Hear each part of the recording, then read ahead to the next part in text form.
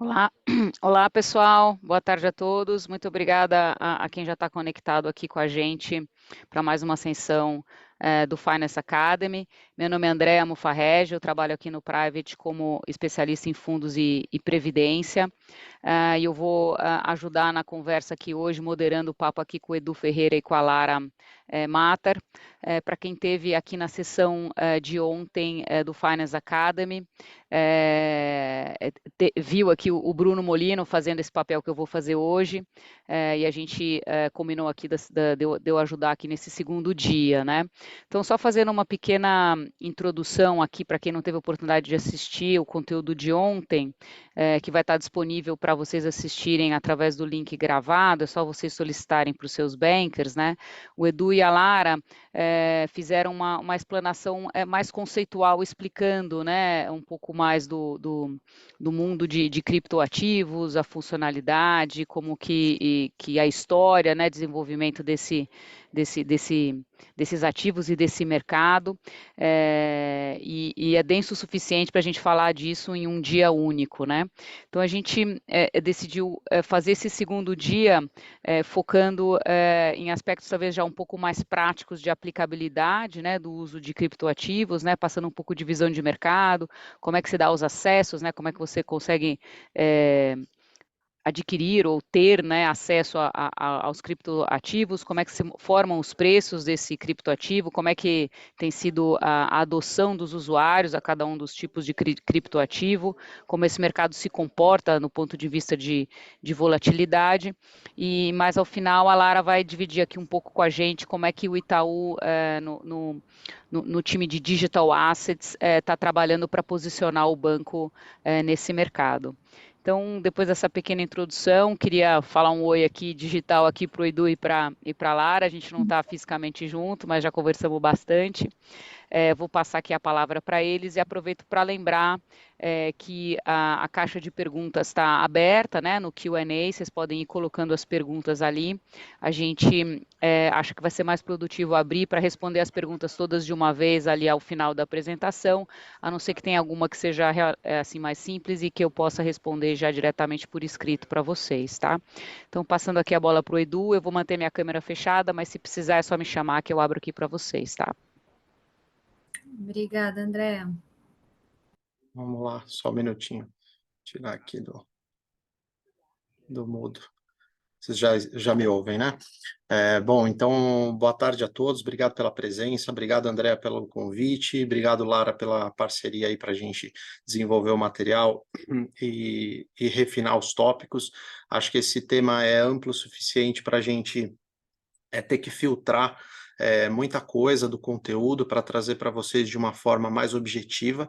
Então, hoje, só para revisitar a agenda e como é que a gente dividiu essa apresentação, a gente vai seguir mais ou menos o mesmo modelo que a gente fez ontem.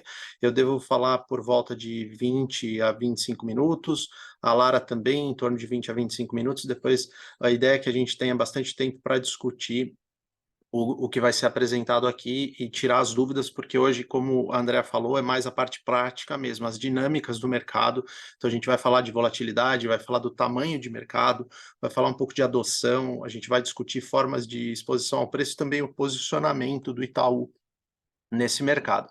Então vamos começar, porque a agenda é longa, né? Então vamos aqui no primeiro slide que já fala sobre interesse das pessoas, né?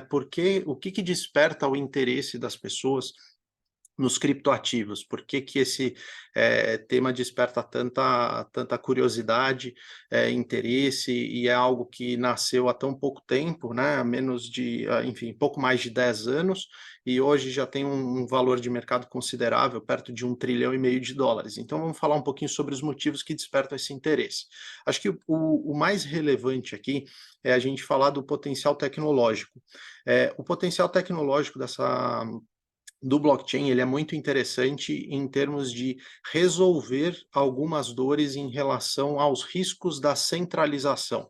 Então, a gente falou muito sobre o pilar principal e o grande motivador do surgimento dessa tecnologia, que foi ter uma forma descentralizada de dinheiro na internet. Então, a gente sabe que o tema dinheiro ele é muito relevante e acaba por ter alguns aspectos de riscos ligados à centralização, ele tem uma aplicabilidade meio que óbvia no valor da descentralização, mas a gente tem outros tantos usos de caso, como a Lara comentou ontem. Então aqui a gente está falando principalmente de desintermediação e autenticidade digital. Então o potencial da aplicação do blockchain em diversos setores, ele atrai a atenção das pessoas para esse setor.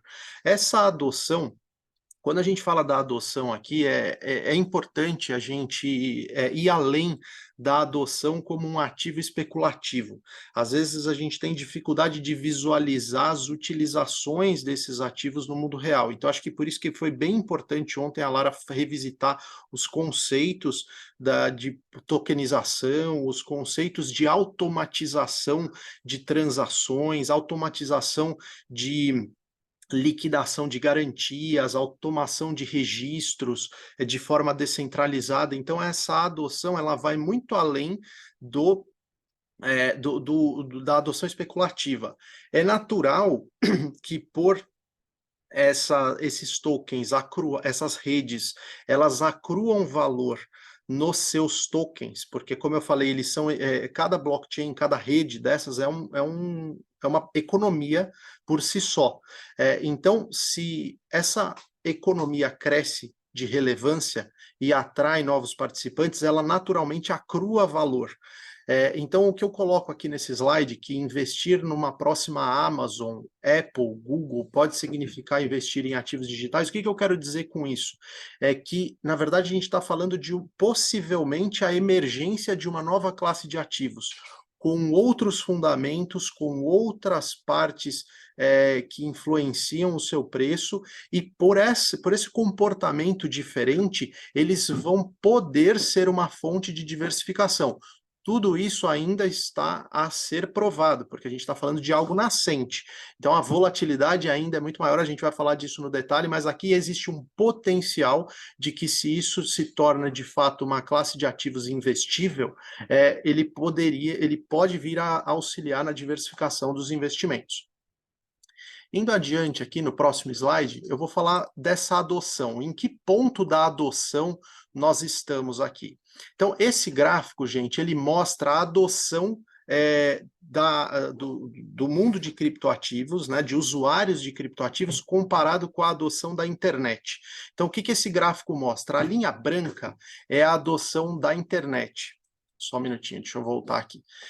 Vocês estão vendo o meu cursor? Acho que sim, né? De qualquer forma, a linha branca é a adoção da internet. E o que esse gráfico faz, basicamente, ele determina como ano 1 o ano que a internet atingiu 5 milhões de usuários. Esse é o ano 1, tanto da internet quanto o ano 1 de criptoativos. No caso da internet, a internet atingiu 5 milhões de usuários em 1992. E aí o que esse gráfico mostra é quanto tempo que a internet levou para atingir, por exemplo, no ano 7, que é o que nós estamos dos criptoativos, que é de 2016, que foi o ano que cripto alcançou 5 milhões de usuários, do ano 1 ao ano 7, a internet tinha alcançado 187 milhões de usuários. Os criptoativos em 7 anos alcançaram mais de 400 milhões de usuários. Então, a velocidade de adoção dos criptoativos ela é significativamente maior do que a adoção da internet. É óbvio que aqui as tecnologias têm sido mais rapidamente adotadas na internet justamente pelo efeito de rede, mas é importante notar que a rapidez de adoção é relevante aqui. Então, é esperado que até o ano de 2026 o número de usuários de criptoativos supere 1 bilhão de pessoas. Então, aqui a comparação com a internet e outros serviços, ela é relevante porque gera um efeito de rede. O que é esse efeito de rede? Existe sempre uma comparação que, por exemplo, quando surgiu o fax, né, você mandar cartas pelo telefone, quando surgiu o fax, se você tivesse o fax sozinho, a utilidade do fax ela é muito pequena, certo? Se você e o seu vizinho ou outra empresa têm um fax, vocês podem se comunicar, a utilidade já aumentou exponencialmente. Se 10 pessoas têm um fax, a utilidade ficou exponencialmente maior. Então, efeito de rede é basicamente isso, onde um sistema que tem mais usuários, ele acaba sendo mais útil para todos os usuários, e essa utilidade, ela aumenta exponencialmente. Existe até aqui uma lei, que a lei de Metcalfe, na verdade, é um conceito onde o valor de uma rede ele é proporcional ao quadrado do número dos seus usuários. Essa lei aqui, ela é utilizada muito no Vale do Silício para precificar startups. Por isso que durante os primeiros 20 anos da internet aí, né, dessa fase que a gente está vivendo de internet de 2000 até agora, a gente viu valuations de startup, ou seja, startups serem avaliadas num valor bastante grande, mesmo antes de terem receitas, justamente por conta do efeito de rede que elas geravam. Então, aquela rede ela tinha um potencial de valorização interessante quando aplicado esse conceito de efeito de rede. Então, aqui as criptomoedas, os criptoativos e os blockchains, eles se beneficiam desse efeito de rede. Aqui, só para dar um número importante para vocês, com relação ao número de usuários no Brasil. A Receita Federal, ela exige, na verdade, que todo CPF que negocia criptomoedas através de uma plataforma de negociação, ou mesmo através de negociações entre pessoas, que essas transações sejam reportadas. E nos últimos meses, o último dado que a gente tem conhecimento é que mais de 4 milhões de pessoas negociaram criptoativos no Brasil. Para um efeito de comparação, a gente tem hoje 5 milhões de pessoas que negociam ações na Bovespa, CPFs cadastrados na B3. Então, isso dá uma ideia da velocidade com que a gente atingiu 4 milhões de CPFs, né? Se a gente pensar na B3, a B3 existe a Bolsa de Valores no Brasil existe há quanto tempo? Há décadas. Então, em pouco menos de 10 anos, os criptoativos atraíram 4 milhões de pessoas interessadas em participar dessas redes, o que é um número bastante significativo. Continuando aqui, como que eu vou chegar em como a gente faz para ter acesso a esse mercado, como eu faço para ter exposição ao preço, mas antes, vamos falar sobre como é que eu faço para ter o ativo. Se eu quisesse ter a forma mais pura do criptoativo, ou seja, ter o ativo na minha wallet digital, como que eu poderia fazer? A primeira forma mais óbvia, a gente vai explorar com mais detalhes também, é a compra e venda. Então, você comprar, seria trocar dólares ou reais por um ativo digital. E isso pode ser feito de várias maneiras diferentes que a gente já vai falar. A segunda forma é a mineração ou a participação em uma dessas redes. Isso aqui exige necessariamente a participação técnica na rede. É você ter um aplicativo no seu computador, é você ter um aplicativo no seu smartphone que interage com essas redes tecnicamente. Isso tem, né, todos os riscos tecnológicos envolvidos, né, de hack, etc., mas é a forma mais pura de você ter acesso a esses ativos, onde você vai ser o seu próprio custodiante. Isso aqui, algumas redes permitem que você faça a mineração desses ativos, que são as redes que utilizam o mesmo mecanismo de consenso do Bitcoin. Hoje aqui vale comentar que minerar Bitcoin num computador pessoal na sua casa dificilmente seria lucrativo, porque hoje a mineração é muito competitiva, ela exige custos de energia elétrica baixíssimos e equipamentos específicos. Então é pouco provável que você vai ter sucesso minerando Bitcoin na sua casa. Mas seria uma forma de você participar se você tiver acesso à energia elétrica muito barata e tiver acesso a um computador que possa fazer isso. Outra forma de participar dessas redes seria o chamado staking, que é a forma de participar, por exemplo, do consenso do Ethereum. Isso você precisa ter uma quantidade específica de moedas e você deposita essas moedas pode ser num smart contract, né, que foi o conceito que a Lara falou ontem brevemente, mas é uma forma de você participar dessa rede em troca de um retorno financeiro, ou seja, um retorno da própria moeda. Lembra que eu comentei com vocês que o importante é que esses criptoativos eles sejam dinheiro dentro da rede, que eles gerem incentivos suficientes para os participantes ficarem engajados ali, né? Porque no final das contas todo mundo faz cálculo econômico, se vale a pena ou não participar de qualquer coisa. E aqui essa seria uma forma de participar das redes para ter recompensas nos próprios ativos digitais. O último ponto que eu acho que é bem relevante e tende a se tornar mais relevante com o passar do tempo, é a aceitação de criptoativos como meio de pagamento. Embora ainda seja pouco utilizado proporcionalmente, por vários motivos, pela complexidade técnica, pela volatilidade dos criptoativos, ele é uma possibilidade. E aqui não é só o comércio que pode aceitar o pagamento. A gente está falando, por exemplo, de profissionais liberais que eventualmente podem aceitar o pagamento, né, como o criptoativo como pagamento. Então, a gente citou, inclusive, ontem, se eu não me engano, brevemente, desenvolvedores que estão em outra jurisdição, freelancers que querem receber, por exemplo, de uma empresa que contrata o serviço em outro país, mas às vezes é muito burocrático para mandar ou caro para mandar um pagamento entre jurisdições uma única vez, porque não existe um contrato de câmbio, não existe um contrato formal de prestação de serviço. Então, os criptoativos podem remover muita fricção de pagamento, por exemplo, cross-border, entre fronteiras. Então, a gente já vê isso funcionar bastante. Inclusive, eu cito aqui que, por exemplo, para advogados, receber honorários por serviços advocatícios em ativos digitais já é algo aprovado pela OAB, só para vocês saberem. Outro ponto relevante aqui é que não somente profissionais ou serviços precisam ser pagos em criptoativos. Aqui a gente também pode estar falando de serviços ou, por exemplo, de entidades que recebam doações.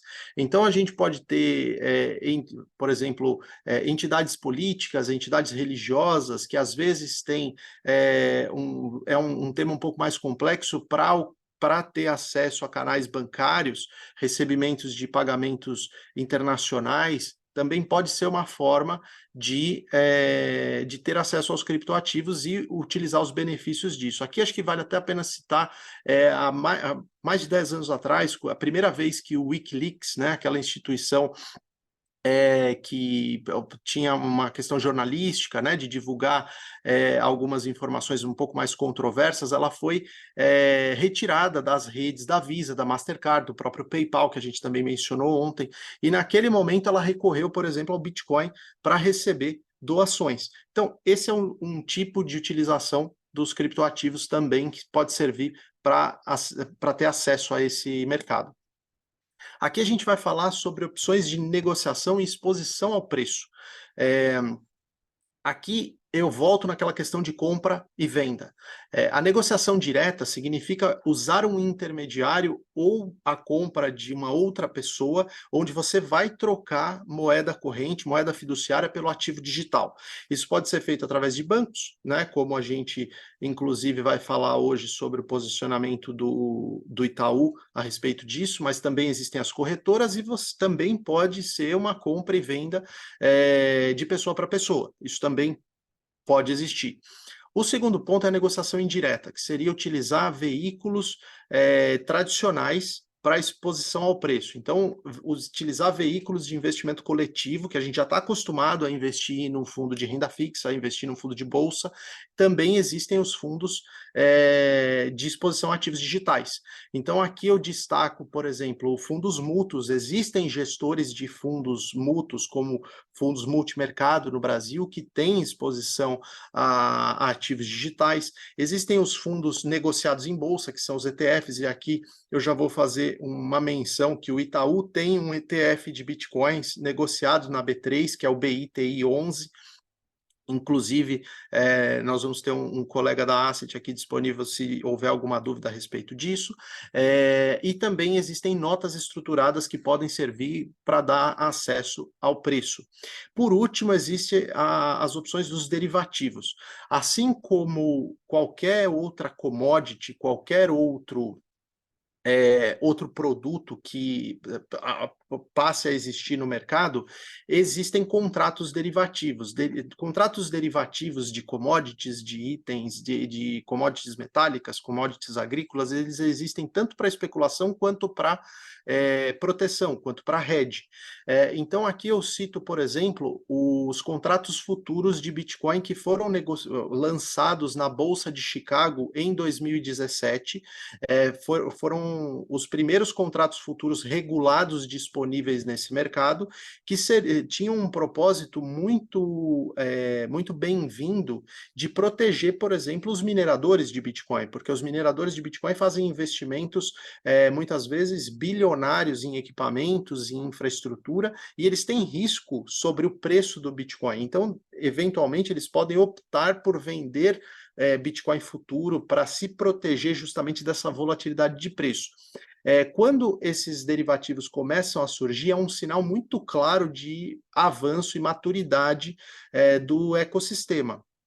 E a gente passou por vários momentos, inclusive ontem a gente falou sobre a evolução, né, a maior relevância das corretoras reguladas, que isso tem crescido. Então a gente começa no mercado de criptoativos com exchanges e com bolsas não reguladas, com contratos derivativos. A gente sabe que derivativos são uma coisa muito complexa em termos de calcular qual que é o nível correto de exposição a preço, porque uma corretora que disponibiliza um contrato derivativo, ela tem que se proteger contra as liquidações, ela tem que travar garantias adequadamente, então não é algo simples.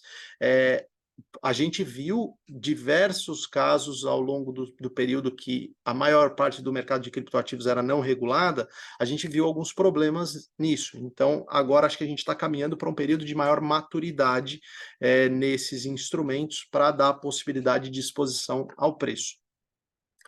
Seguindo aqui, e aí eu vou chegar na parte que eu acho que é bem relevante para avaliação enquanto investimento, aqui eu vou dar alguns números super relevantes sobre tamanho desse mercado, para vocês entenderem que aquela curva de adoção, ela ainda está muito no começo, a gente ainda está num período nascente para esse mercado enquanto uma classe de ativos. Então, só para citar alguns números. Aqui o Bitcoin, quando a gente pega o valor de mercado de todas as moedas em circulação, vezes o preço atual, que a gente está hoje na casa de 43, 44 mil dólares, uma subida bastante rápida nas últimas semanas, em decorrência da expectativa de uma possível aprovação dos ETFs de Bitcoin nos Estados Unidos. Então a gente teve esse movimento de alta recente nos últimos dias, mas o número atual do market cap do Bitcoin é em torno de 770 bilhões de dólares. Quando a gente soma todas as outras os outros criptoativos, a gente chega a 1,5 trilhão de dólares.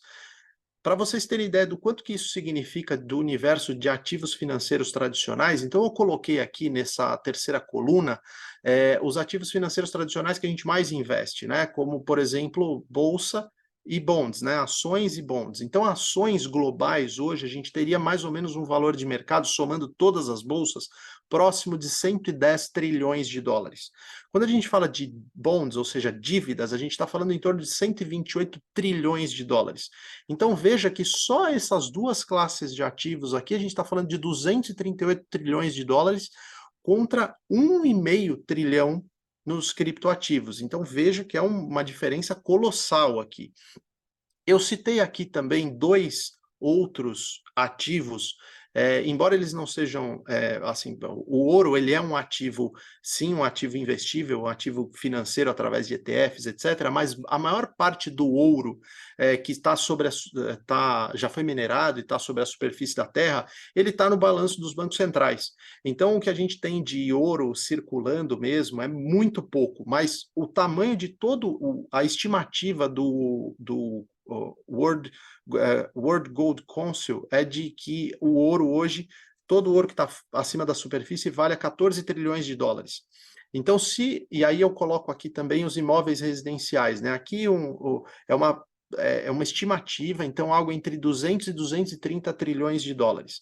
Então, por que eu coloquei essas duas colunas aqui? Para a gente revisitar aquela tese de que o Bitcoin ele quer ser dinheiro, ele tende a ser uma forma alternativa de reserva de valor, uma forma emergente de reserva de valor. Então, se ele cresce enquanto ativo, enquanto preferência de reserva de valor, ele pode tirar valor destes outros buckets aqui, desses outros grupos de ativos. Então, talvez se o Bitcoin ele cresce na adoção em relação ao ouro, por exemplo, no quesito de reserva de valor, ele pode tirar parte desse 14 trilhões de dólares aqui do ouro e crescer em termos de valor, porque a oferta do Bitcoin ela é escassa. Então, veja que é daqui que a gente pode fazer algumas inferências sobre potencial de valorização, mas a gente já vai falar sobre o risco disso. Aqui a segunda parte desses números é com relação a volume de negociação. E a parte de volume de negociação ela está intimamente ligada à volatilidade, porque é um mercado pouco líquido. Então a gente está falando aqui de volume diário de Bitcoin, uma negociação em torno de 25 a 40 bilhões de dólares.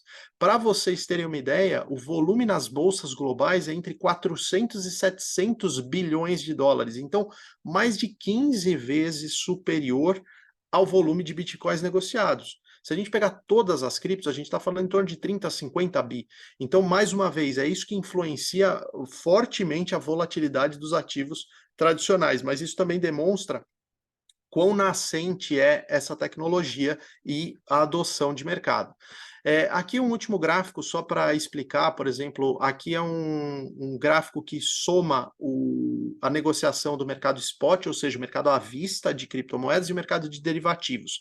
Então veja que o mercado de derivativos, em termos de volume, ele é muito maior do que o mercado à vista, mas isso também é verdade para ativos tradicionais, e isso tem crescido nesses últimos meses do ano, em função dessa expectativa que eu comentei de avanços regulatórios, e a gente vai falar um pouquinho mais sobre isso à frente. Aqui, quando a gente precisa comparar os criptoativos com classes de ativos tradicionais se a gente quer desenvolver uma estratégia de alocação. Então, aqui eu vou começar assustando vocês, porque é importante fazer isso, esse exercício do risco, porque o ser humano tem uma tendência a observar esses avanços exponenciais de preço e esperar que eles se repitam no futuro. Mas aqui eu queria comparar com investimentos tradicionais. Então eu coloquei esse gráfico aqui na parte de cima, que ele mostra as principais quedas do mercado de bolsa e do mercado de renda fixa americanos em 100 anos. Então, se vocês olharem aqui a linha verde, a gente está falando de quedas no S&P 500, que é a bolsa americana, de 7 correções superiores a 20%, desde o ponto mais alto até o ponto mais baixo. 7 correções acima de 20% em 100 anos. Nos bondes, a volatilidade é ainda menor. A gente vai ter 5 correções acima de 5% no período de 100 anos.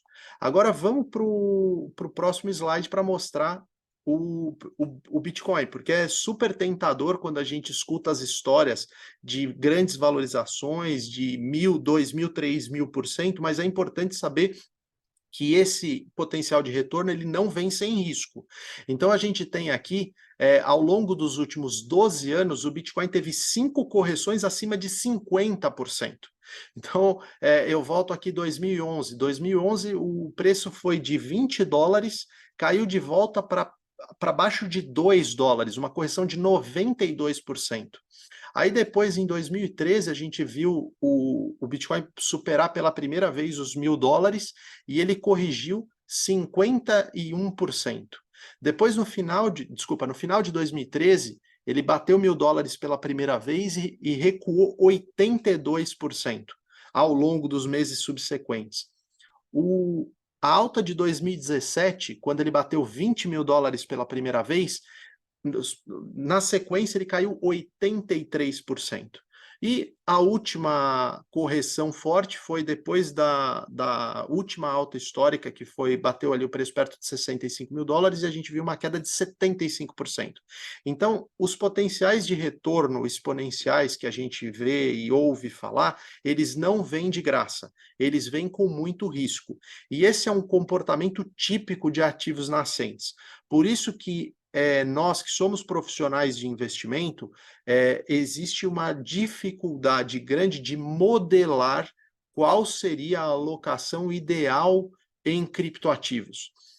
Eu costumo ter essa conversa sobre outros ativos de risco com diversos clientes, e às vezes surge a conversa sobre criptoativos.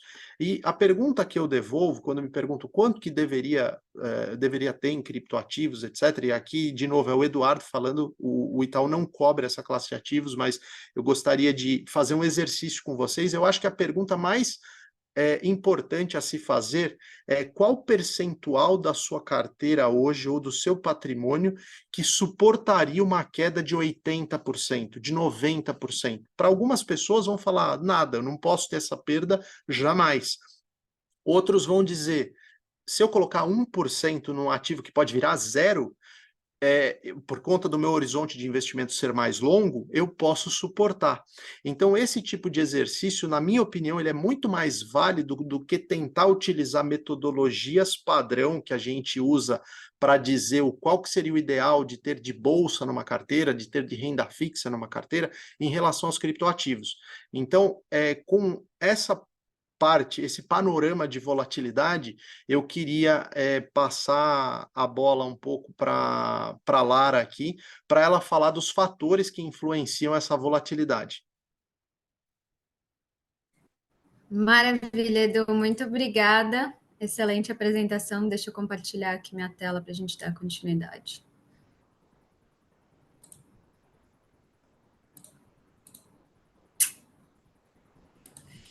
Todos vendo aqui, né?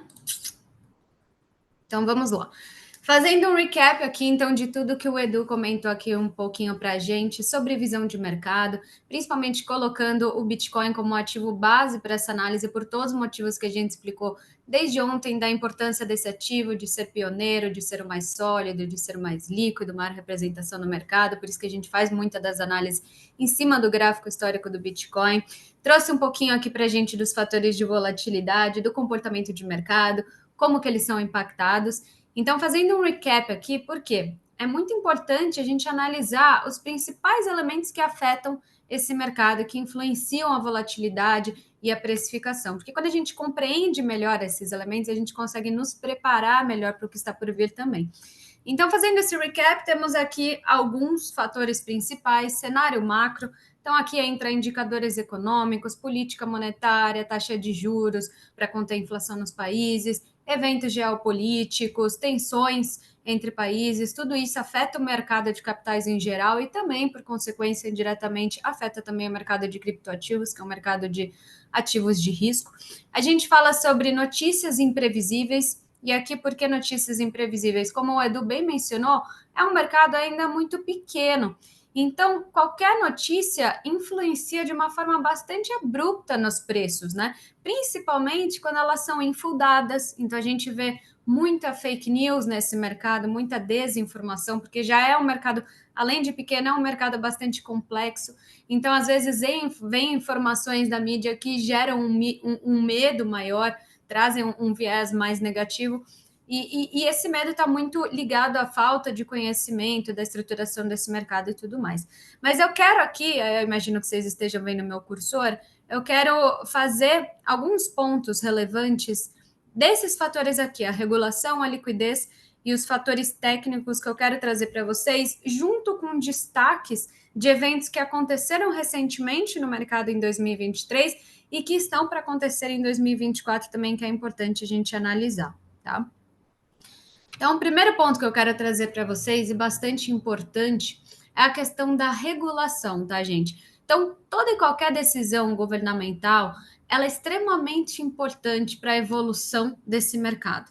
Hoje, a gente vê muito mais perguntas do que respostas, né? A gente não tem ainda tudo muito bem definido, o que a gente tem visto é um avanço, só que cada país, ele está evoluindo de formas diferentes. Alguns estão indo mais rápidos, outros mais devagar, mas todos buscando aí um arcabouço regulatório para tratar de criptoativos. Inclusive, eu trago destaque aqui do Brasil, porque o Brasil hoje, por incrível que pareça, estamos bem acelerados nessa questão de regulação. Quando eu digo acelerado, não adianta se empolgar muito, porque não está tudo definido, mas em comparação a outros países, a gente está super bem posicionado. E os países trocam informações, né? Até para ter mais embasamento nas decisões. Então, o Brasil está ficando bem posicionado aí nesse tema. E aí eu quero trazer para vocês alguns pontos bem importantes da regulamentação. Então, o primeiro deles é a lei que foi sancionada em dezembro do ano passado, 14478, que é uma lei que regulamenta o mercado de criptoativos e ela traz a definição de ativos virtuais, das prestadoras, do crime e fraude e suas penas. Ela entrou em vigor em junho desse ano. E aí, o que é tão importante dessa lei que foi considerado o marco legal dos criptoativos? Ela se aplica principalmente aos prestadores de serviços de ativos virtuais. O que é isso? Todas as entidades que fazem troca, transferência, custódia, negociação de ativos virtuais em geral, tá? E o que essa lei aplica? Que essas entidades, essas instituições, elas podem funcionar aqui dentro do Brasil, contanto que haja uma autorização prévia do Banco Central. Só que empresas como instituições financeiras, no caso do Itaú e bancos, como já tem essa autorização do Banco Central para operar e já é regulada por ele, já podem exercer essas atividades. Aquelas que estão hoje operando e não são reguladas ainda vão ter um período não inferior aí a 6 meses para se adequar às novas normas, tá? Outro ponto importante também em 2023. No decreto 11.563, o Banco Central do Brasil ele foi indicado como a entidade reguladora e supervisora desse mercado. E esse ponto é super importante, significa que a gente está sendo regulado pelo Banco Central do Brasil. E ele abriu uma proposta de consultas públicas que esse ano já está em aberto, deveria vir até o final do ano, a gente espera que isso venha em 2024, mas vai ser basicamente com a elaboração de algumas regras que as prestadoras de serviço, né, as VASPs, na sigla em inglês, vão cumprir aqui, deverão cumprir de acordo com as novas normas que foram estipuladas.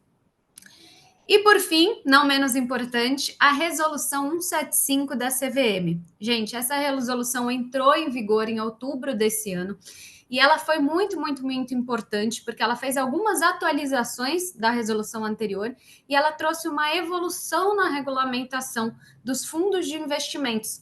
E ela passa a permitir que os fundos de investimento invistam diretamente em criptoativos e os qualifica como ativos financeiros. Então, o que significa isso?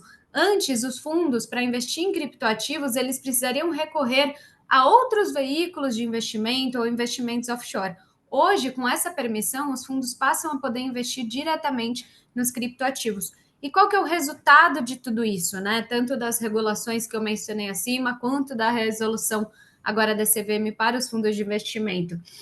Ela legitima o interesse e a importância do mercado de criptoativos.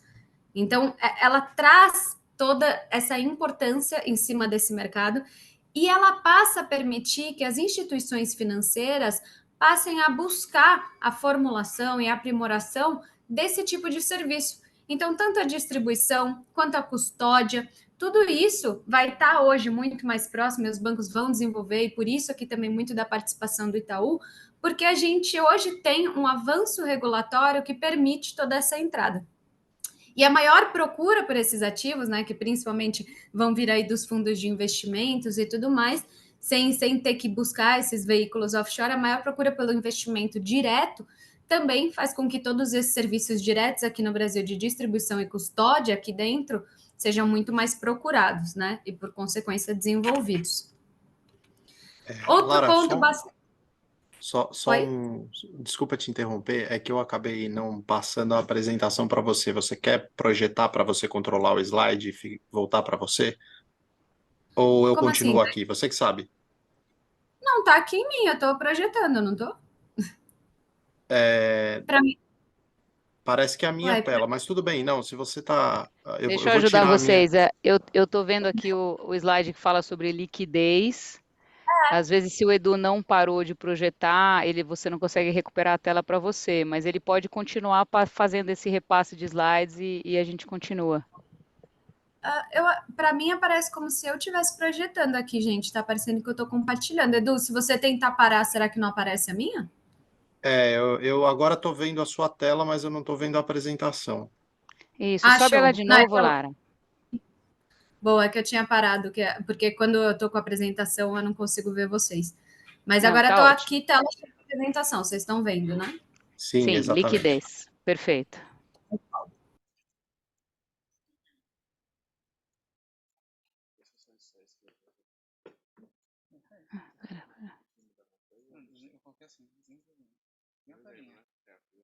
Perfeito. Agora para mim já está aparecendo liquidez, Lara, se você puder, já Acho que você pode. está no mudo, Lara. Você está no mudo.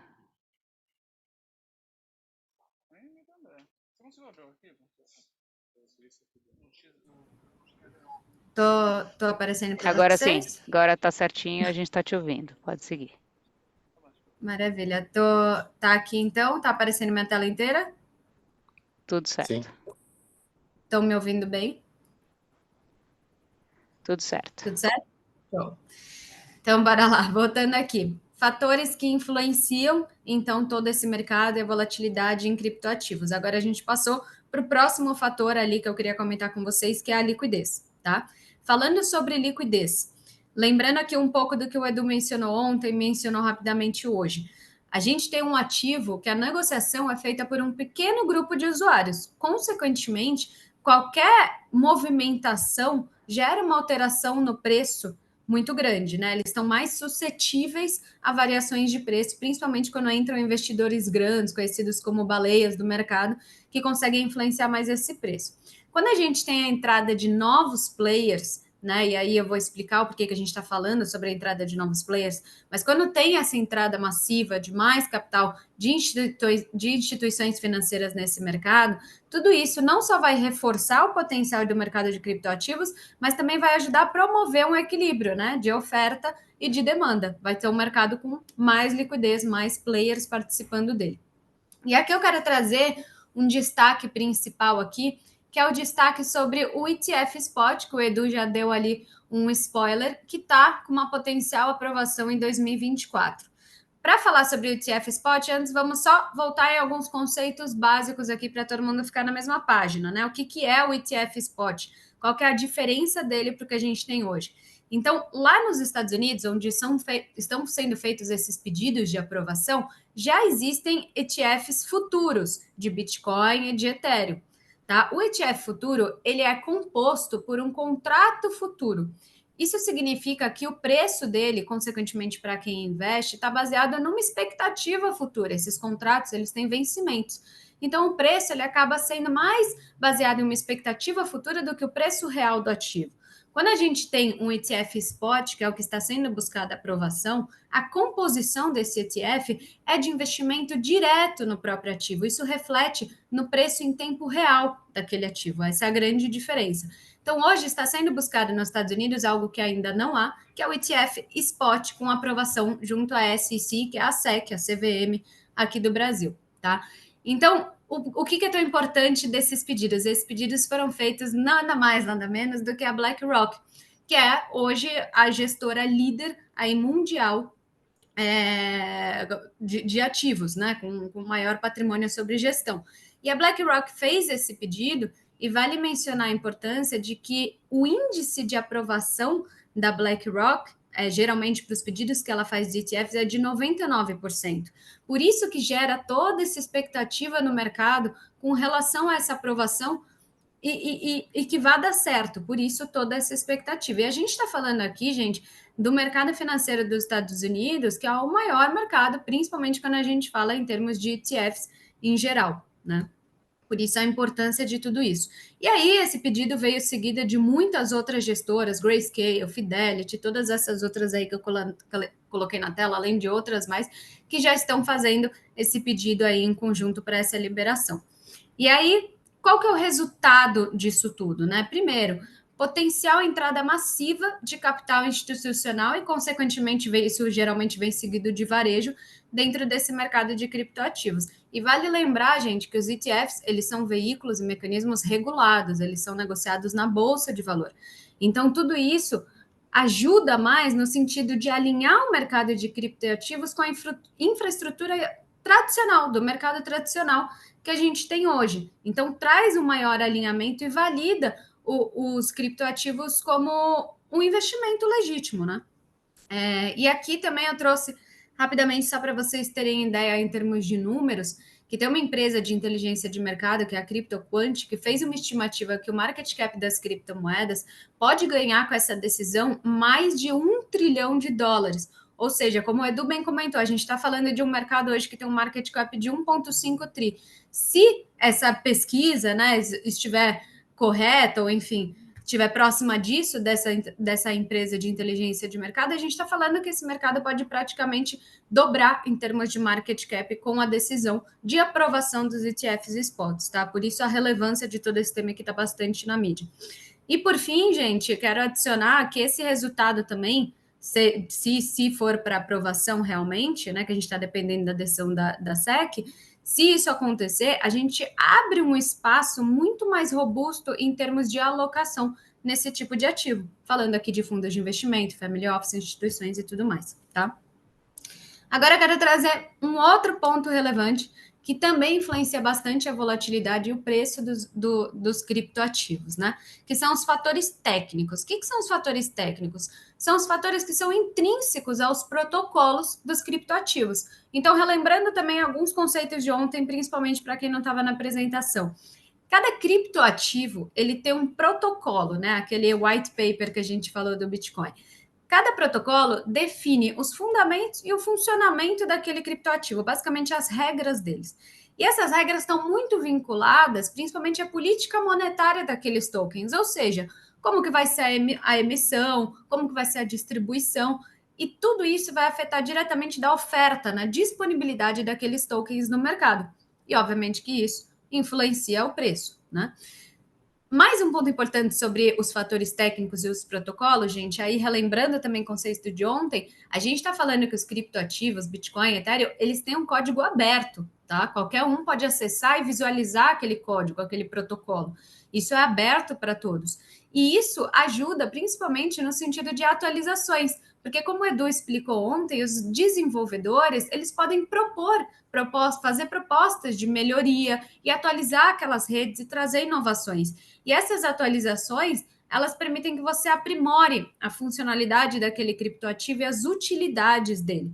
E isso, consequentemente, vai alterar a percepção de valor daquele ativo, daquela rede. A gente entra na questão de efeito rede que o Edu explicou. Então, só estou buscando aqui conectar todos esses pontos para vocês terem em mente. E aí, o que eu quero trazer de destaque com relação aos fatores técnicos, né? Sobre o Bitcoin e a Ethereum especificamente, estão previstas duas atualizações super importantes para acontecer em 2024. A primeira, o Edu também deu um spoiler ontem, quando ele explicou a política monetária do Bitcoin, que é justamente o halving do Bitcoin. Esse evento ocorre a cada 210 mil blocos adicionados na rede, ou tirando a parte técnica aqui, basicamente, aproximadamente há 4 anos esse evento acontece. E esse evento ele vai reduzir pela metade a taxa de recompensa dos mineradores Bitcoin. Então, traduzindo aqui, basicamente, a gente vai reduzir pela metade o número de novas unidades de Bitcoin que são lançadas no mercado, que são mineradas, que são criadas, tá? Então, a gente está falando basicamente aqui de uma redução da oferta. Lembrando que existe aquele limite que já foi definido no protocolo do Bitcoin sobre 21 milhões de unidades, a gente já está em 19 e tantos. Então, justamente esse efeito halving é para a gente conseguir batendo e diminuindo a quantidade de oferta no mercado até chegar no máximo, que é o topo de 21 milhões de unidades, certo? Aqui sobre a atualização da Ethereum, que também é um pouco mais técnica, mas eu vou tentar simplificar. A Ethereum ela vai passar por uma atualização principalmente voltada para soluções de segunda camada. Essas soluções de segunda camada, elas são chamadas de roll-up. Eu não quero que vocês durmam aqui na minha apresentação com esses conceitos técnicos. Então, basicamente, o que eu quero explicar essa solução vai permitir maior escalabilidade da Ethereum, porque ela vai ter um espaço dedicado na rede, na camada da própria Ethereum, para que essas soluções de segunda camada mandem as transações sem ter que competir com as outras aplicações que também estão mandando transações para ela. Então, basicamente, ela vai possibilitar o aumento do número de transações com mais agilidade e uma redução de taxas. E aí, gente, isso é super favorável para as aplicações que utilizam a rede da Ethereum, no sentido de conseguir reduzir as taxas dessas transações e ainda agilizar, né? Conseguir escalar a rede. Então, essas são basicamente as duas atualizações. O halving deve acontecer ali entre março, abril, depende dos blocos, né? De chegar a 210 mil blocos, mas está previsto por volta desses meses. E a atualização do Ethereum para o início do ano também não há uma data definida, mas está por vir, tá? Vamos então aqui ao que eu imagino que vocês estão esperando bastante, que é saber, afinal, como que o Itaú está se posicionando nesse mercado, né, gente? E aí aqui, o que eu quero trazer para vocês? O Itaú, ele sempre teve um DNA muito forte de inovação. E a gente tem um papel muito importante, que é de ouvir os nossos clientes, entender quais são as demandas, quais que são as necessidades. E a gente identificou essa demanda crescente, como eu expliquei ontem, não só no mercado em geral, mas dos nossos próprios clientes, procurando esse tipo de solução. A partir do momento que a gente identifica essa demanda crescente pelos ativos digitais, por transações digitais, e aí o Guto, que é o nosso head aqui de Digital Assets, ele usa bastante duas palavras que eu gosto, que é a geração tokenizada. Hoje a gente vive uma geração que já nasce tokenizada. Então, principalmente os mais jovens já estão chegando com todos esses conceitos que a gente está passando aqui, muito já enraizados, muito confortáveis com tudo isso. Por isso que eu falei ontem da importância da gente se familiarizar, se sentir confortável com esses conceitos, porque isso é o que a geração nova nos está trazendo, né? E são eles que vão estar aí daqui para frente no mercado, tomando as rédeas. Então, é importante a gente entender como que está caminhando essa digitalização.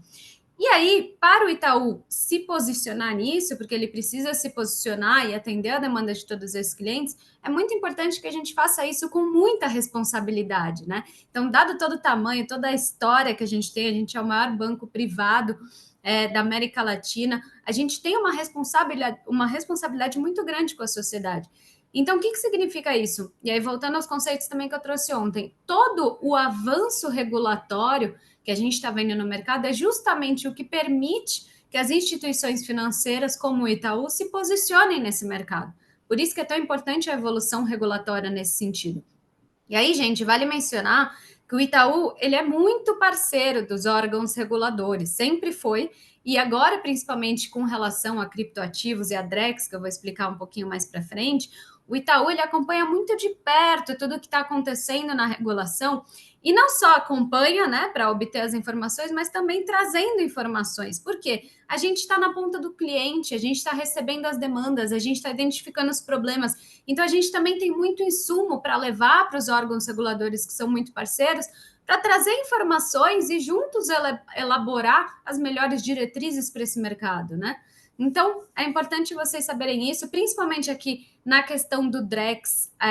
Por sinal, aqui até já contando, o Itaú foi selecionado como instituição financeira participante do Drex, então todo o projeto piloto, tudo que está sendo desenvolvido em relação ao real digital, a gente está junto e a gente vai ser a entidade que vai prover isso para a sociedade também, o que é muito bacana. E aí eu vou trazer um pouquinho aqui desses 4 pilares, que são exatamente as frentes da Digital Assets, né? Então, só lembrando aqui, eu sou a responsável, eu sou a líder de education aqui da Digital Assets, mas essa área já conta aí com mais 59 pessoas, e a gente está aqui focado em algumas frentes específicas que eu vou destrinchar para vocês. Sobre tokenização, eu falei bastante ontem do conceito dessa tecnologia e trouxe casos de uso, principalmente de serviços financeiros, recebíveis, imobiliário, commodities, então vários casos de aplicação. E, obviamente, que a gente está estudando todos esses casos também para soluções que a gente já oferece aqui dentro de casa e pensando como que a gente pode otimizar isso, né? Então, relembrando alguns conceitos que eu trouxe ontem em termos de otimização, a gente fala de redução de intermediários, de automatização, de modernização, de simplificação dos processos. Tudo isso está sendo estudado em diferentes cases que a gente tem aqui de tokenização, certo? Não vem ao caso eu ficar explicando todos os casos que a gente está estudando e elaborando, até junto com outros players do mercado, porque eles não estão disponíveis ao público ainda, mas isso pode até ser um tema bacana para a gente fazer um segundo round aqui dessas apresentações para vocês, onde a gente traz os cases que tiverem mais avançados nesse sentido, tá? E aí vale mencionar, gente, que tudo isso está sendo feito dentro de um ambiente regulatório controlado, dentro do sandbox da CVM, junto com os players que estão participando e que têm autorização para participar nesse mercado, tá?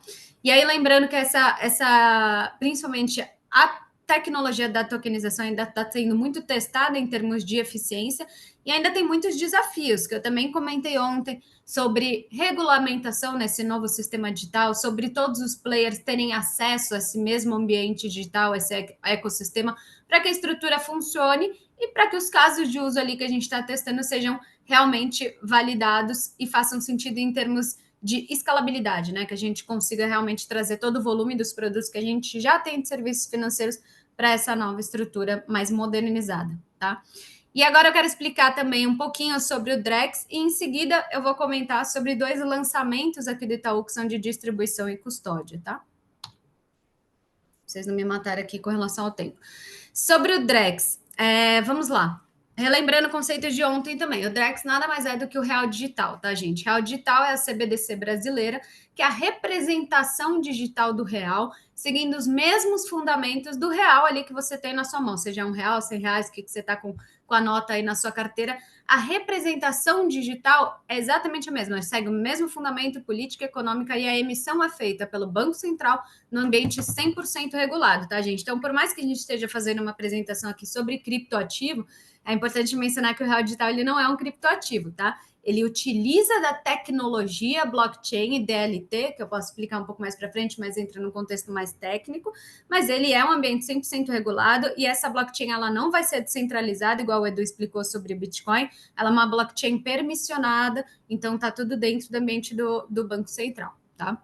Tecnologia, ou seja, resumindo, a tecnologia junta com o ambiente regulado, que é o melhor dos 2 mundos, onde você tem segurança, tá?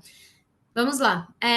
Objetivos do Drex, que eu quero trazer aqui para vocês. Primeiro, o papel das instituições reguladoras, que é justamente manter o controle, afastando qualquer preocupação de desintermediação bancária, então manter o controle e a regulação sobre todo o arranjo monetário dos países.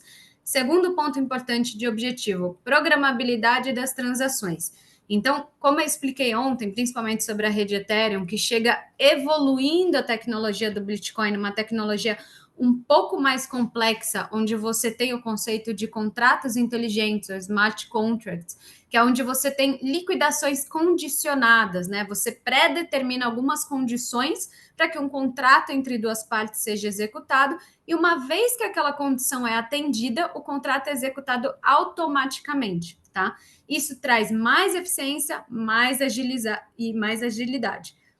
Tá bom, vou explicar você aqui um pouquinho técnico aqui, mas vou explicar mais para frente os casos de uso, tá?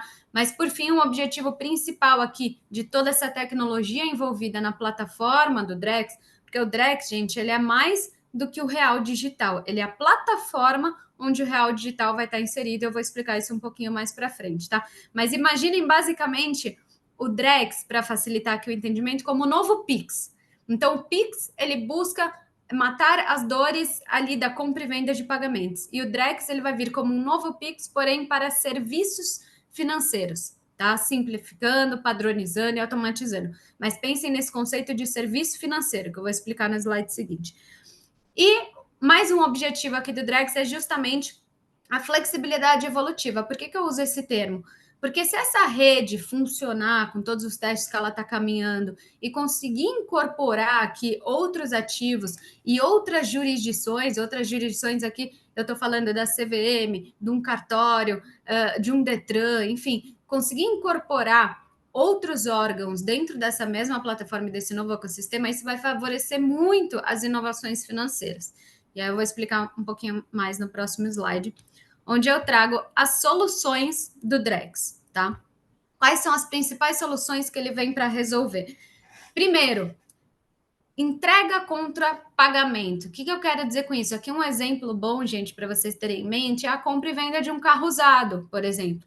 Quem já comprou ou vendeu um carro usado sabe o drama que é para fazer tudo isso, e o pagamento, e receber o DUT, fazer a transferência.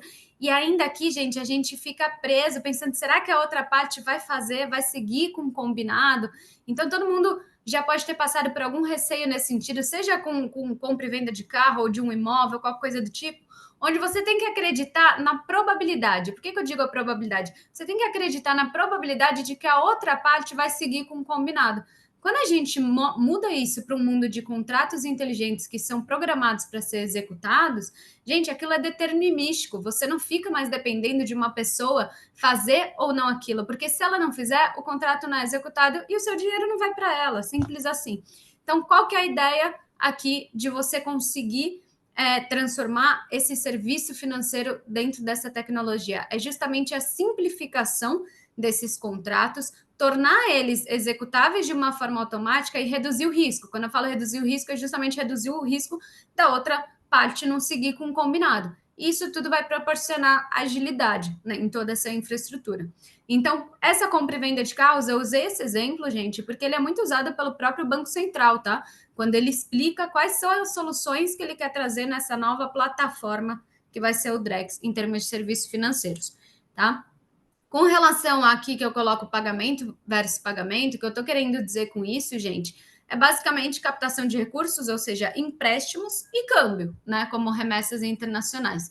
Então, como empréstimos aqui, também pretendem colocar dentro dessa plataforma do DEX esse serviço financeiro para mais pessoas poderem acessar, e mais do que isso, esses empréstimos, e aí eu já entro um pouco aqui nesse outro conceito que é a criação de novas garantias, eles vão ter uma nova garantia como possibilidade, que são os títulos públicos federais. Então, sim, dentro dessa plataforma, existe a ideia de colocar os títulos públicos também dentro desse mesmo ecossistema para que você possa usar como garantia do empréstimo. Então, imagina você vai lá hoje comprar um celular numa operadora e você fala, não, peraí, deixa eu colocar aqui esse título que eu já tenho como garantia e assim eu consigo baratear a aquisição desse celular ou agilizar ou qualquer coisa do tipo. Então, a criação de novas garantias para tomar empréstimo, eu falei de um exemplo bem simples, que é um celular, mas aqui a gente pode pensar também num apartamento, no setor imobiliário. Então, estando tudo isso conectado, você tem uma eficiência maior. Além da criação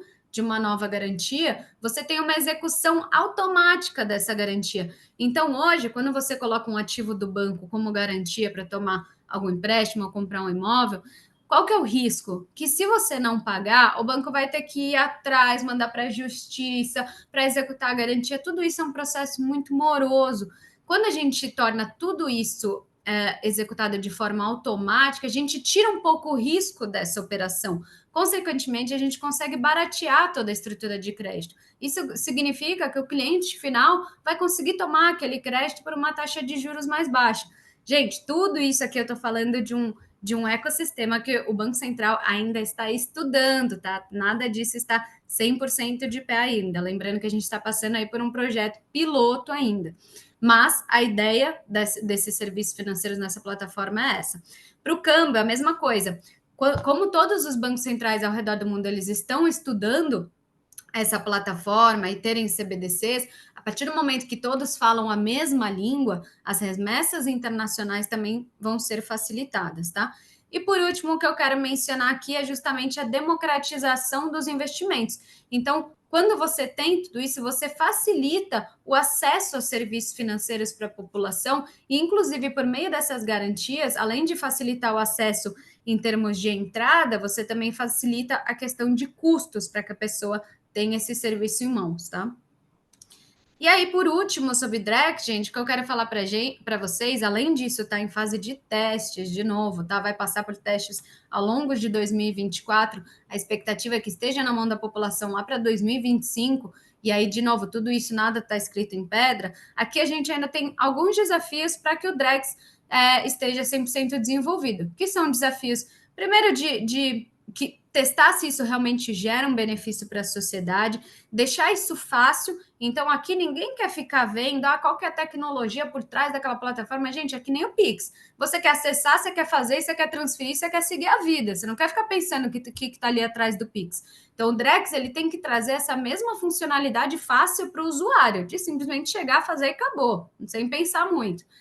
De novo, em termos de desafio, interoperabilidade, então trazer essas outras plataformas, Detran, cartório, CVM, serviços bancários com outros tipos de ativos até, né? Futuramente a gente pode pensar em deixar como garantia um CDB, uma ação, um fundo de investimento, enfim, trazer o setor financeiro inteiro também para esse ecossistema. Escalabilidade, que é o que a gente fala de testar esses casos de uso e ver se vai suportar todo o volume que a gente tem hoje dessas negociações, e principalmente regulatória, que a gente vem conversando sempre aqui, que isso vai ter que ser adaptado para o novo mundo, e por fim, questões de privacidade, que às vezes são questionadas, que a gente fala sempre que, assim, esse ecossistema ele vai manter o poder de observância, né, dos órgãos reguladores, mas ele tem que sim continuar respeitando as liberdades individuais, proteção de dados, então tudo nesse ecossistema vai ser programado para que isso seja mantido, tá? Isso não precisa ser uma preocupação. E por fim, gente, que eu quero trazer para vocês, que eu já passei um pouquinho aqui do tempo, é a questão de distribuição, que é um lançamento que a gente fez segunda-feira. Então, estamos trazendo aqui para vocês são os primeiros clientes que a gente fala sobre isso, que a gente lançou a solução de compra e venda dos criptoativos Bitcoin e Ethereum através do aplicativo de investimentos do Itaú, que se chama IO. E a gente fez isso com custódia própria, tá? Então, a gente trouxe toda a expertise que a gente já tem do mercado tradicional de muitos anos, somada à tecnologia blockchain e com todos os protocolos de segurança. E aí eu quero relembrar aqui um ponto importante, como que é feita a custódia de criptoativos. Primeira forma, autocustódia.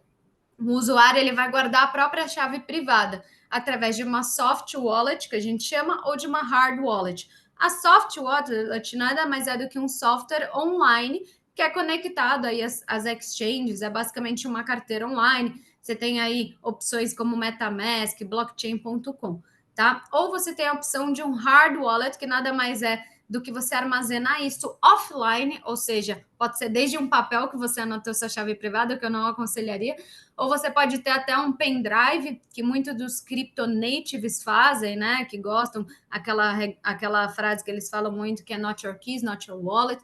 Então, que eles gostam de guardar aquela chave privada e todas as criptos offline. Mas, sinceramente, eu já passei, e aí falando um pouco do meu background, eu passei muito por relações com investidores, né? Fiquei muitos anos aí em grandes instituições financeiras e também já passei por uma asset voltada para criptoativo que tinha esse viés bem mais criptonative. E vou te falar, de todos os clientes que eu conversei e usuários muito grandes de criptoativos, nem eles gostavam do pendrive, porque é muito difícil, é difícil para movimentar, é difícil para manipular, é difícil para atualizar, enfim, você tem que ter um conhecimento grande, eu estou bastante inserido aí nesse mundo para conseguir fazer esse tipo de autocustódia, tá? E temos, segunda opção, custódia em exchange, então onde os clientes compram, transacionam e já mantém ali mesmo a carteira, então você delega para a própria exchange que cuide da sua carteira de criptomoedas, que muitos acabam fazendo principalmente para deixar tudo aquilo online, né? Então, para facilitar a negociação e ter liquidez ali nos trades. E por último, e a que eu considero mais importante, gente, que é a custódia qualificada, que é onde se busca maior segurança, que é através da custódia institucional. Vale lembrar que fundos de investimentos, por regra, não podem fazer a custódia própria, né?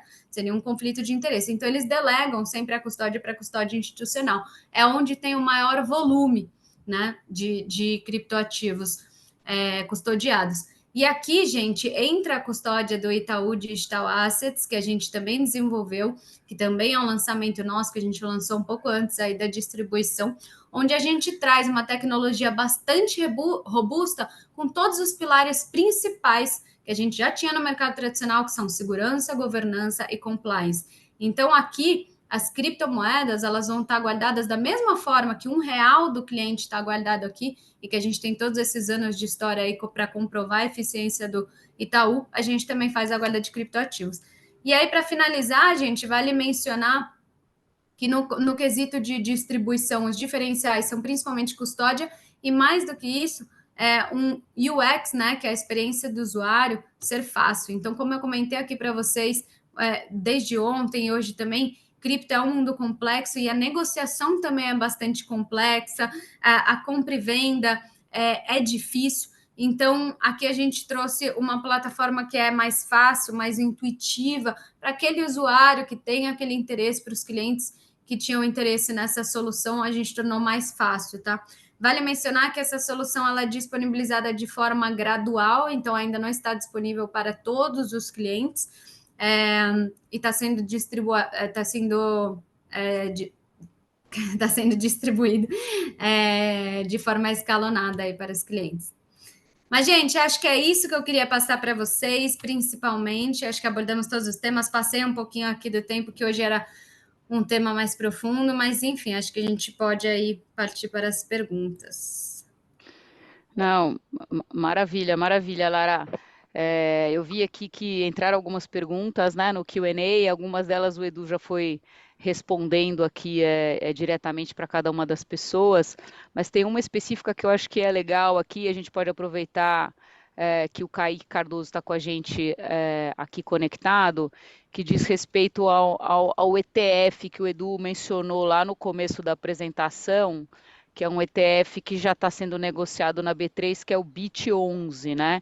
Então, a pergunta que está aqui é assim, como é que o BIT11 dá acesso ao Bitcoin, né? Como é que funciona esse processo do BIT11 e como é que, assim, e qual que é a relação do BIT11 com a questão do ETF à vista, né? Que você mencionou lá no mercado americano, que está em processo de aprovação. Como é que eles se relacionam, né? O BIT11 é um ETF de futuro, é um ETF à vista? Me explica um pouquinho mais disso, Kaique. Já estou te vendo, só não estou te ouvindo, Kaique. Parece que está no mudo.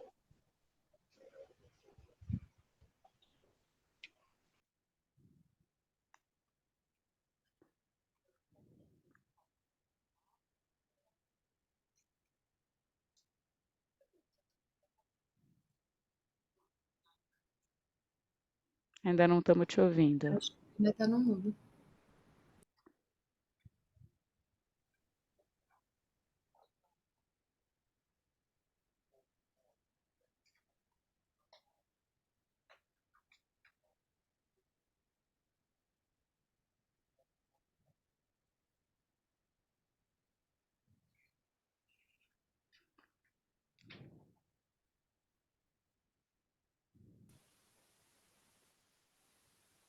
Gente, para mim, Edu tá mudo.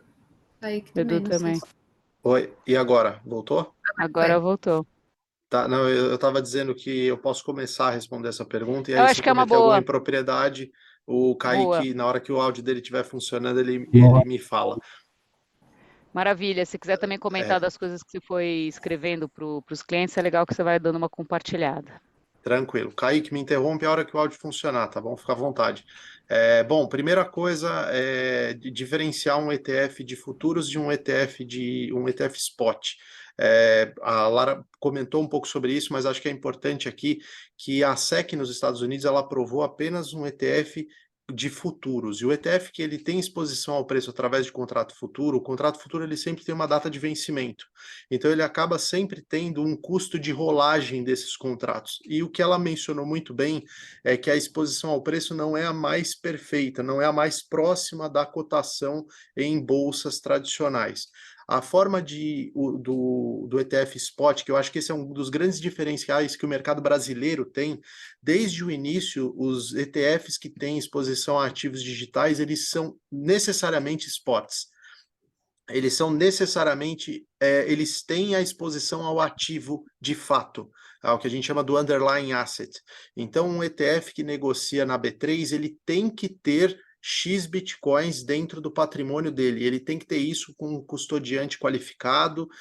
Então, acho que nesse aspecto, o Brasil está na frente, em termos de regulação, do que outras jurisdições. Todos os ETFs de ativos digitais do Brasil são spot. Então, basicamente, André, respondendo a tua pergunta da forma mais objetiva possível, o ETF ele é um fundo, como qualquer outro fundo que compra bolsa ou que compra renda fixa, mas ao invés de comprar ativos tradicionais, ele vai ter exposição ao ativo digital com custódia regulada. Então, e ele negocia na bolsa livremente. Na B3. Não, perfeito, Edu. Acho que foi ótima explanação. Então, tem um diferencial, enfim, talvez uma vantagem regulatória do mercado brasileiro aí em comparação com o mercado americano, que já viabiliza um acesso mais fácil e direto. Lembrando que os ETFs veículos muito simples, né, de você acessar, basta você ter um cadastro em qualquer corretora que você pode Uhum. negociar, eh, e dependendo, obviamente, dos volumes ali, acho que você consegue entrar e sair desse mercado com mais Uhum. agilidade. Alô? Agora acho que eu estou ouvindo um pouquinho o Kaique. Estou ouvindo Agora o você, Kaique está Kaique. na Tá área. me ouvindo? Boa, Kaique. Nem precisa, né? Porque o Eduardo foi perfeito. Foi muito bom aí o resumo, tá, Eduardo? Mas só para aproveitar aqui que consegui o microfone, acho que tem alguns benefícios aqui, né? Além do que o Eduardo trouxe, do ponto de vista de replicação, toda a segurança e custódia a gente faz aqui dentro do próprio ETF, a gente conta com custodiantes internacionais que fazem isso daqui super bem.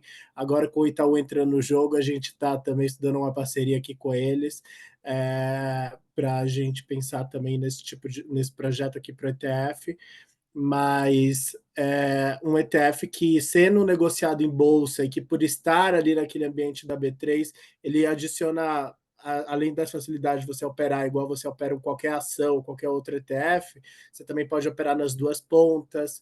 Isso permite que, até para quem está numa posição aqui comprada, né, possa alugar os seus próprios ETFs, que tem saído ali um adicional de receita super interessante, né, pelo serviço de custódia remunerada, que aqui dentro do Itaú, a Itaú Corretora promove também. Então, acho que é uma forma super bacana, eficiente, que eu gosto de falar que no final do dia quase que um Dorflex aqui, tá? Porque a gente acaba resolvendo muitos dos problemas de acessar Bitcoin, se você fizesse por vias tradicionais ali, e em um exchange de cripto, que você tem que fazer sua própria custódia, ou que você precisa cuidar ali de outros temas, mas é uma forma aí fácil e simples de clientes que já estão dentro desse ambiente de bolsa acessar o ETF também. Como é que é a liquidez do BIT11, o Kaique? Grandes Boa, números, legal. assim. A gente tem hoje o formador de mercado. Ele está negociando até que bastante bem, assim, numa liquidez bem razoável.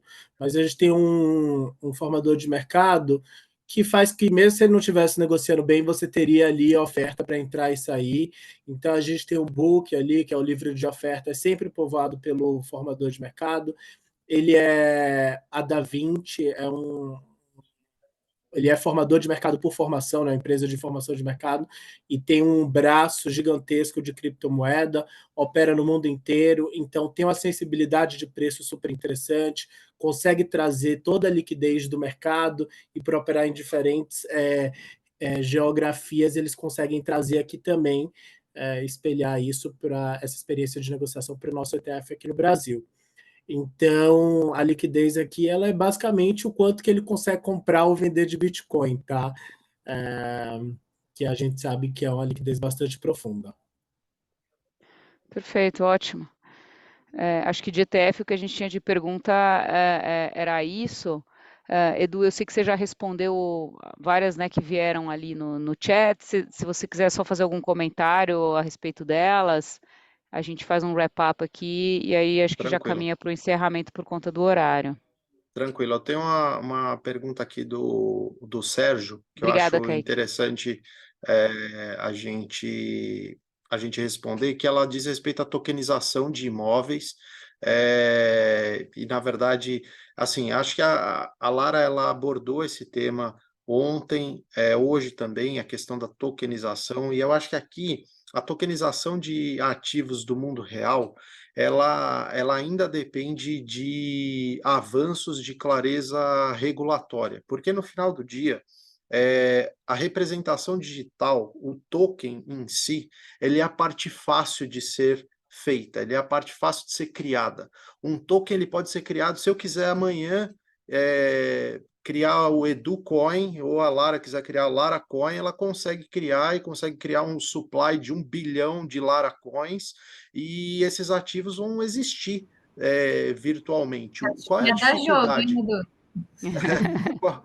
Qual que é a dificuldade? A dificuldade é linkar esse token virtual legalmente com um ativo do mundo real. Então é importante verificar o que ampara essa conexão, porque no final do dia, se você é o detentor de um ativo digital que se diz representar uma fração de um imóvel ou um recebível de aluguéis, etc., se algo der errado nessa conexão, nessa comunicação financeira, porque vamos lembrar que o mundo real não mudou nada, tá? De carne e osso, de tijolo, etc.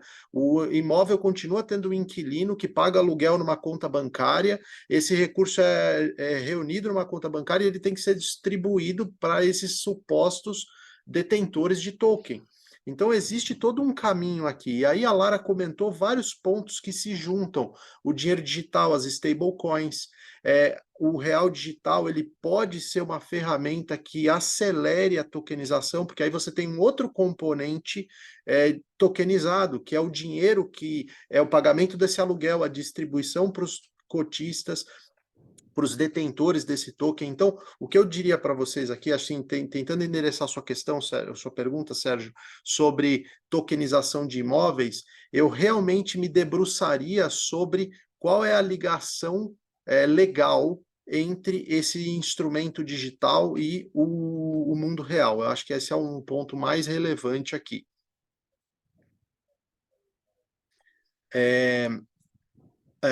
Lara, você quer complementar alguma coisa? Senão eu posso Não, acho que eventualmente... é isso aí, show de bola. Vi até que ele respondeu falando muito obrigado, Clara, a resposta.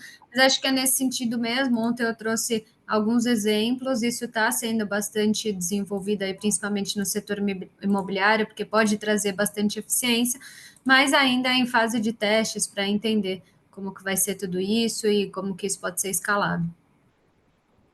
Explicou super bem, Edu. Perfeito. Tá ótimo. E aí, só antes de fechar aqui, André, só sobre essa... tem uma pergunta também do Camilo, que ele falou sobre grupos que projetam o Ethereum, né? O halvings, etc. Isso daqui, só para fazer a conexão, eu sei que eu coloquei ali já alguma resposta escrita, mas só para ilustrar mais, esse ponto remete àquela governança dos blockchains que eu comentei.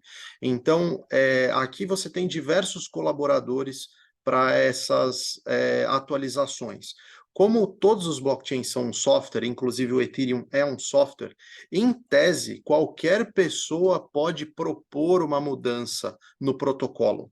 Essa mudança pode ser super simples ou ela pode ser muito complexa no que diz respeito a mudar pontos fundamentais do sistema. Como a gente falou, política monetária, que tem a ver com halving, tem a ver com ampliação da plataforma, escalabilidade, essas são mudanças muito robustas.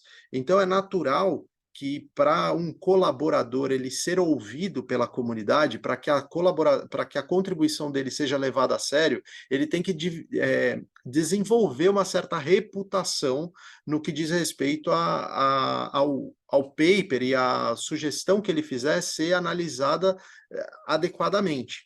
Então, aqui tem tudo a ver com governança e a remuneração desses colaboradores, muitos deles são colaboradores desde o início, então eles se beneficiam indiretamente da ampliação do uso do blockchain e, consequentemente, se eles têm moedas, por exemplo, quanto mais utilizado for aquele blockchain, melhor para eles. Eles estão contribuindo para a segurança daquela rede da qual eles decidiram participar.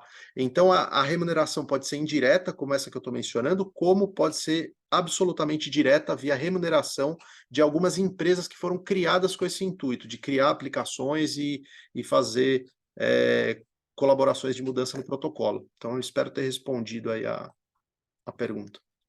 Não, super completa, super completa. Gente, então acho que a gente então finaliza aqui essa sessão do Finance Academy de um módulo de tema específico, né? Hoje, nesse módulo, a gente falou de criptoativos em 2 dias.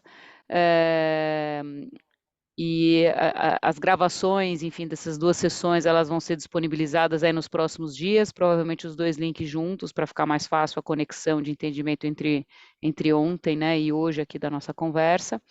E eu termino aqui agradecendo aí a Lara, ao Edu e todo o time que trabalhou bastante nessas últimas semanas para construir aqui uma conversa organizada para trazer para vocês um pouco mais de clareza de informação através desse mundo que é complexo, mas que também é encantador. Tem muita coisa interessante aqui. É isso. Muito obrigada, gente, pela participação. Obrigada, Andréia, Edu, pela parceria. Show de bola. Obrigado a todos, gente. Uma boa. Só para lembrar, boa o início de Edu está na noite. Suíça. Que horas é aí, Edu? São 10h25 Olha lá. agora. Então tá bom. Boa noite para você, Tá Edu. bom. Bom descanso. Um abraço para Um todos. beijo. Tchau, tchau. Muito obrigado. Tchau, tchau. Tchau, tchau.